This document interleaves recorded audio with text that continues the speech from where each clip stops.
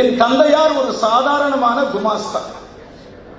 உலக அறிவே தெரியாத என் தந்தையார், உலகத்தையே பார்க்காத என் தந்தையார், உலகம் எப்படி இருக்கும் என்று தெரியாத என் தந்தையார் அண்ணாமலை பல்கலைக்கழகத்துக்கு மாணவர் சேர்க்கைக்காக என்னை அழைத்து செல்கிறார்.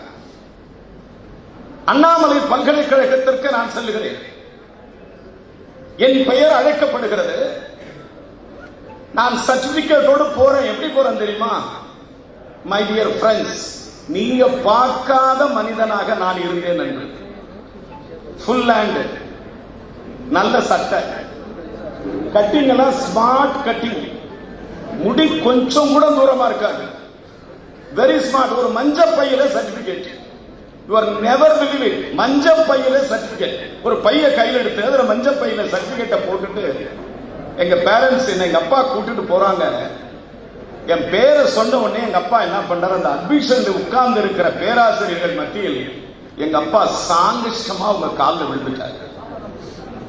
பேராசிரியர்களும் திகச்சு போற, எழுதுறியா எழுதுறியா எழுதுறியா.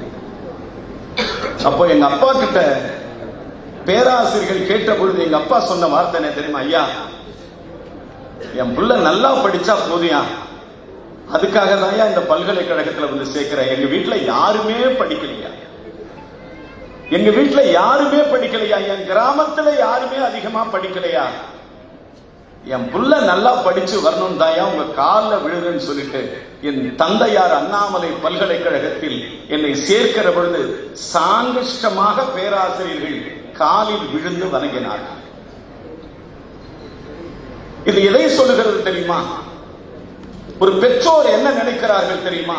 தன் மகன் அறிஞனாக, தன் மகன் ஆசிரியனாக, தன் மகன் பேராசிரியனாக, தன் மகன் உலக வரலாற்றில் உயர்ந்தவனாக, தன் மகன் எப்பொழுதும் நிமிர்ந்த நடையோடு நேர்கொண்ட பார்வையோடு தன் மகன் நடக்க வேண்டும் என்கிற ஆசையும் எண்ணமும் தன் பெற்றோர்களுக்கு இருக்கத்தான் செய்கிறது. எப்பொழுதும் இருந்து கொண்டேதான் இருக்கும். அதை நிறைவேற்றுகிற முகம்தான் இன்று நீங்கள் எல்லாம் உட்கார்ந்து மற்றும் ஆப் ஸ்டோரில் இருந்து பாலிமர் செயலியை QR கோடு மூலம் பதிவிறக்கம் செய்யுங்கள். செய்திகளை உடனுக்குடன் பெறுங்கள்.